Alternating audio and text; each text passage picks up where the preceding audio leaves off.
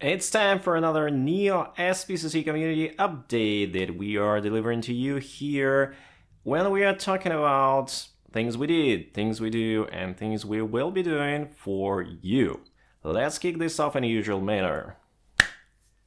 We're gonna start with the NeoFS department this time. Around 30 to 45% better get performance and up to 5 times better erasure-coded put performance are all delivered in the new version of NeoFS, that is 0.52.0. This version is currently already deployed to testnet, and it will be deployed to mainnet really soon. It also contains a seriously reworked and renamed maintenance utility that was previously called Lens and now is called Lancet, because that's the way you do some surgery for storage nodes. It basically allows you to do some things at the lower level with storage or metabase, with the fast tree, and previously was read-only originally, and now it can also do some modifications. Like currently, it also performs resynchronization for metabases. Previously, this functionality was delivered by nodes themselves, but it was not really convenient and it was also really slow. Now it can be performed much faster, much more reliable manner, and basically the problem of, oh, my SSD is broken, my metabase is gone, can be now solved really faster with this new release and this new tool. This version also contains an updated polycer subsystem for storage node, which is responsible for object recovery in cases objects are lost, like when the node is gone from the network or some hard drive has failed. Something has to recover these lost replicas that we are responsible for as the storage system. So this is the polycer subsystem, and currently it can handle recoveries much faster than previously in a more reliable manner, and it can also really better distribute objects through the network, because previously it could leave some imbalances between nodes. Currently it will also solve these disproportions over time. And we are also delivering better metrics from the storage nodes for shard data that we have. Now you have more fine-grained metrics around object types that are stored in each shard, so you can do more analytics based on that. This node release is also accompanied by the NeoFS SDK release RC18 that contains all of the relevant protocol changes and also some minor bug fixes. So if you are developing applications using NeoFS, please upgrade. Our primary topics for NeoFS now are all concentrated around performance. Now that we have spent previous 2 months optimizing things and looking at profiles and various tests, we now have a better picture of what's going on, and we have currently numerous branches with numerous optimizations all over the place that we are testing each day to really fine-tune the system and make it perform really better.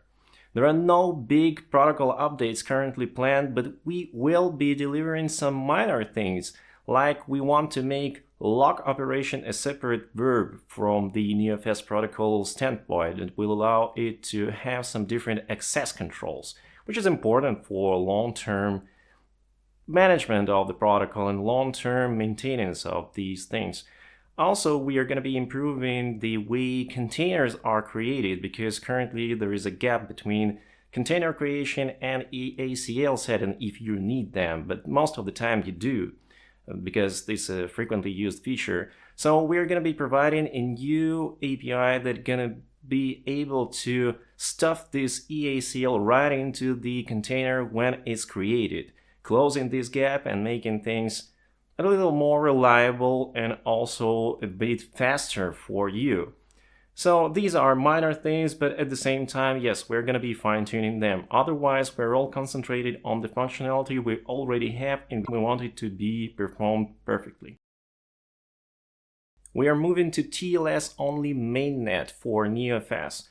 This was previously announced on X, and testnet is already converted to providing TLS-only endpoints, and now it's time for mainnet to do the same. This is going to happen on April 15th, and you can always grab current endpoints from our status page and the secure ones that we provide there are the same that were always available, but now it's just that we will drop support for insecure ones. This means that if you're running a gateway for NeoFS, or if you have some application that uses NeoFS gRPC protocol, you need to convert it to basically reconfigure it to use these gRPC as secure endpoints. Nothing changes protocol-wise, it's the same protocol, but just available only on secure ports. It's time to say goodbye to insecure ones. An important update related to the previous TLS announcement is that we are providing an updated GitHub action that allows you to upload files to NeoFS. It's used a lot by NeoSPCC repositories, and we had to change some things there in an incompatible manner because previous version of the action did not allow you to use TLS-enabled gRPC as endpoints. It just wasn't possible at all. So we had to do some changes, and you will need to reconfigure some variables if you are to upgrade to this new version. But it should be pretty easy to do since we have a migration guide that tells you which variables you need to change or even drop, because there are defaults that should be fine for mainnet. So please upgrade, and also if you are using GitHub Allure report action that we also provide, that is a bit more specific, that is tailored for Allure test reports, we are also providing an updated version of this because internally it uses the same uploader mechanism and it also needs an update. TLS-only homomorphic hash that was used for a long time by NeoFS is now officially deprecated.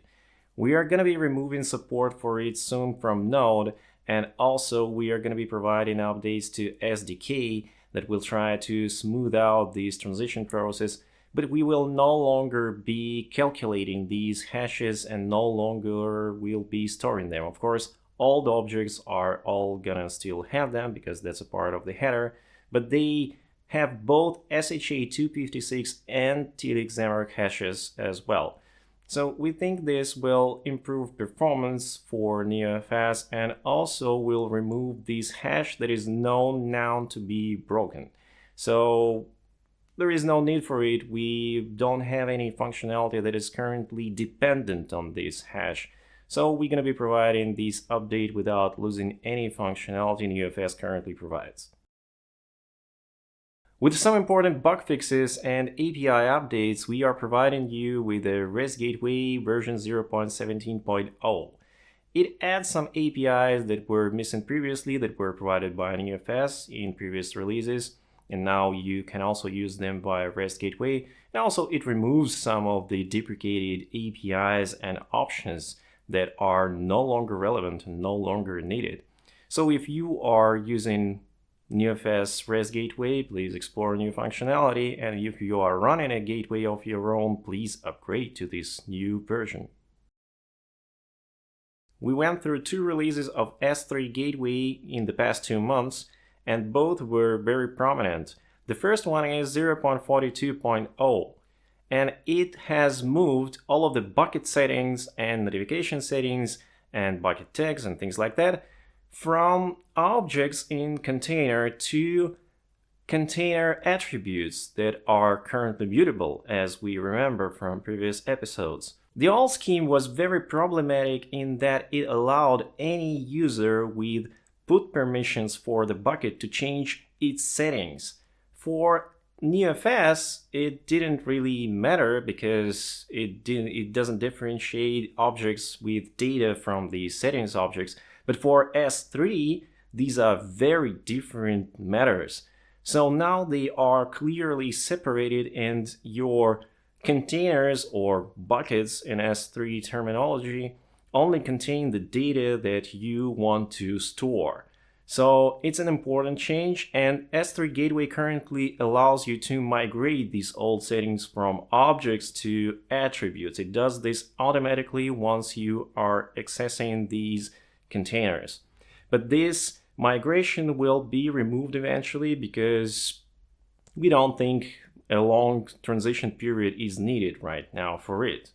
Then just recently it was followed by the 0.43.0 release of the S3 gateway that brings with it support for session v2 tokens in access boxes that you need to use to access data via the S3 gateway. This solves numerous problems around account identity and around access rights, and also the same version contains a reworked support for multi-part objects that relies on some things provided by NeoFS release 0.42.0.